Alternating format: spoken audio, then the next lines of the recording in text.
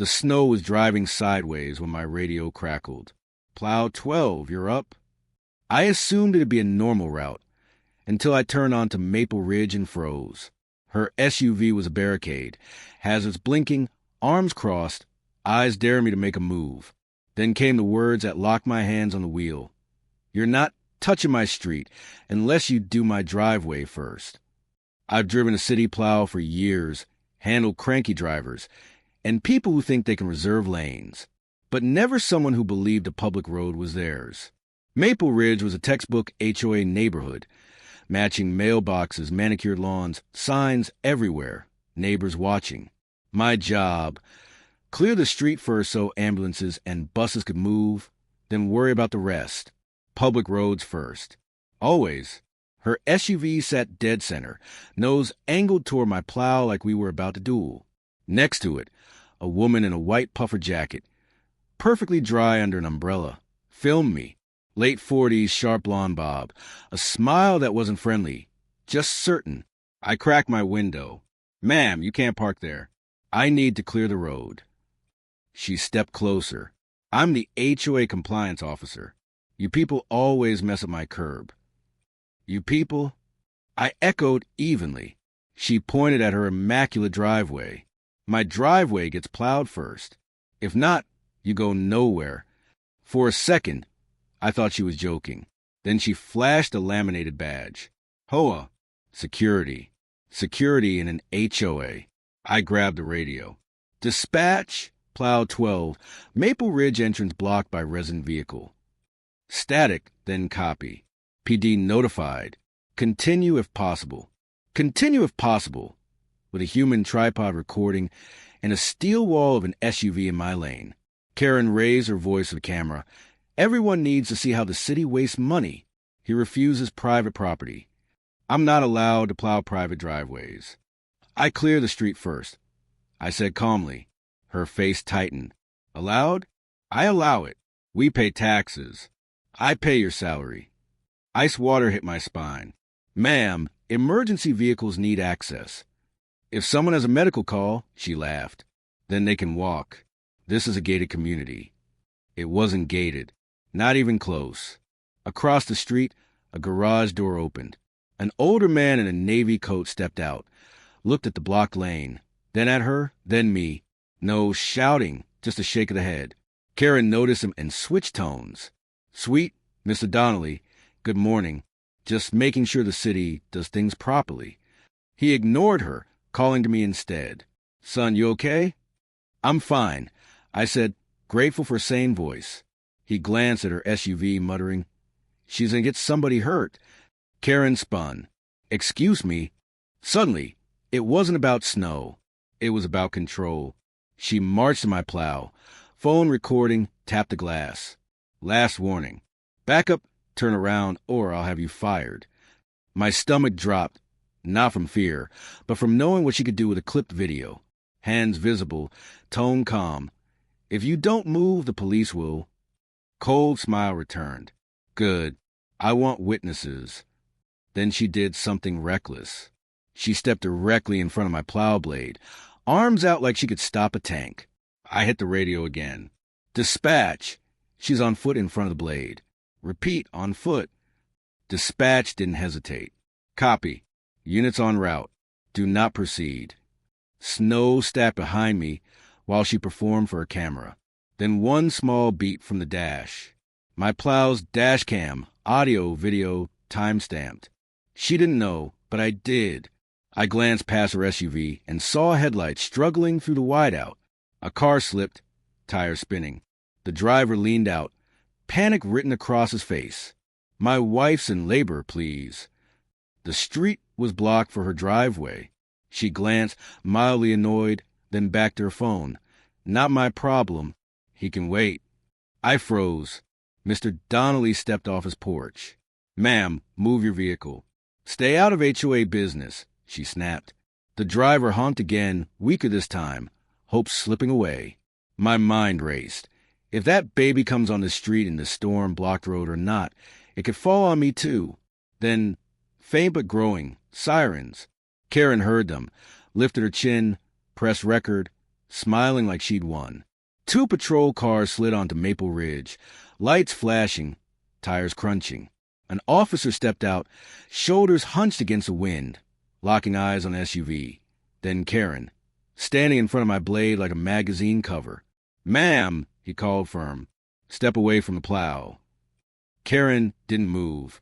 She angled her phone to include the officer. "Perfect. I want this documented.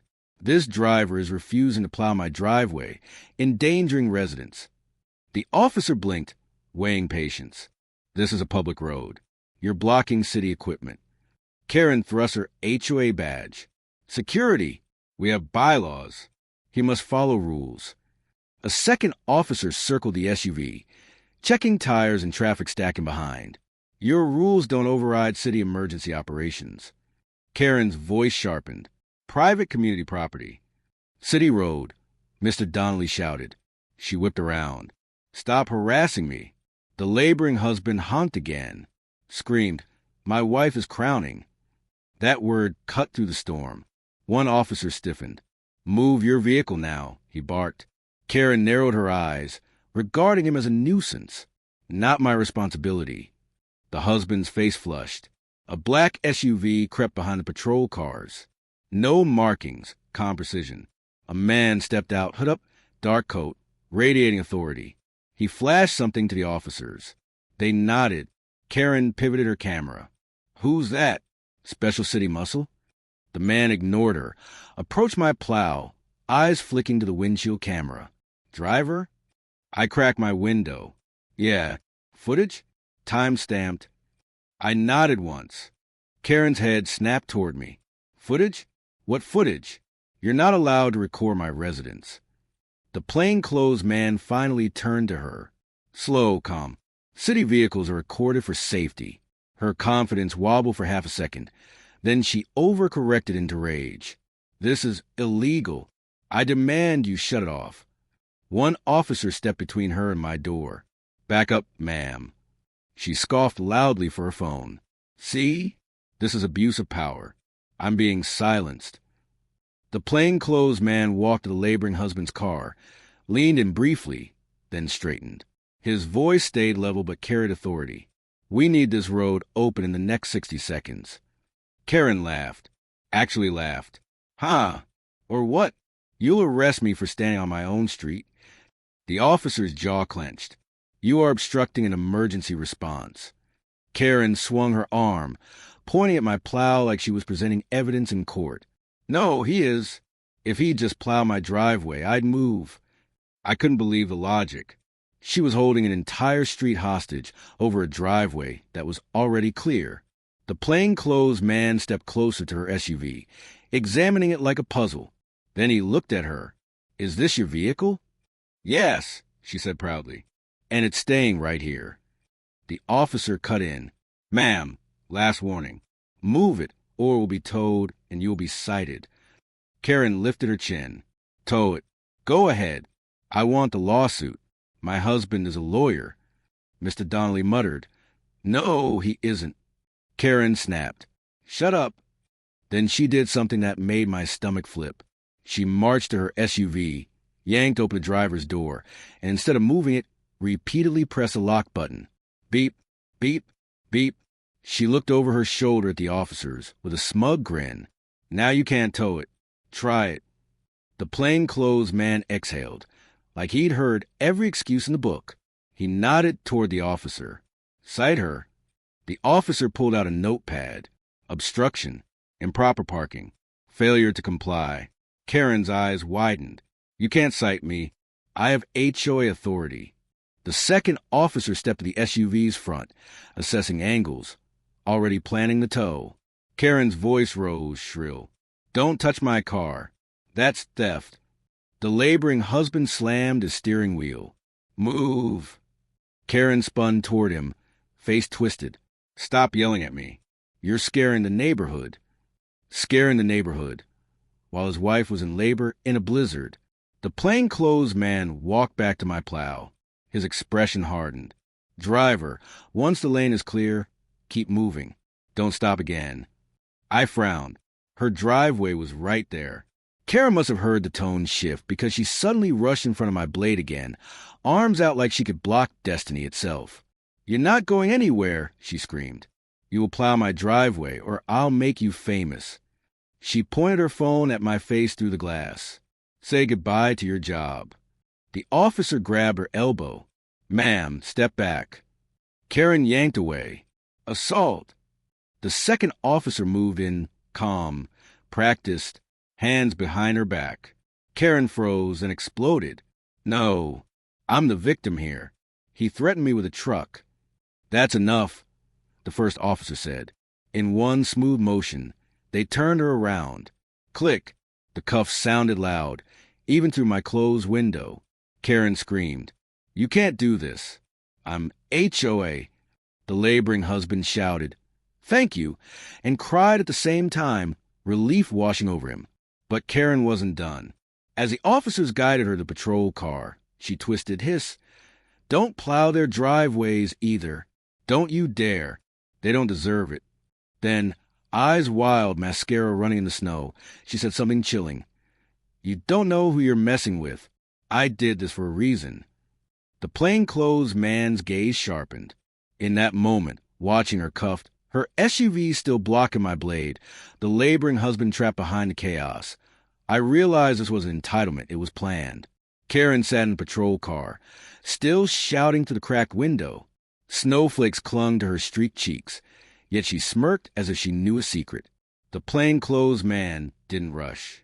He leaned down, spoke low enough for her to hear. Whatever he said drained the color from her face. "No," she whispered. Then louder, panicked. "That's not what I meant." He straightened, turning to the officers. "Check HOA records." Her name. One officer tapped on a tablet. Eyebrows raised. "Well, I'll be damned." Karen twisted in her seat. "That's private information." "Ma'am, you're not HOA security. You were removed from the board 6 months ago." Silence hit harder than the sirens ever had. Mr. Donnelly let out a slow breath. "Told you." Karen lunged against the cuffs. "That's a lie. This is my neighborhood." The plainclothes man addressed everyone. She was barred from HOA authority after multiple complaints.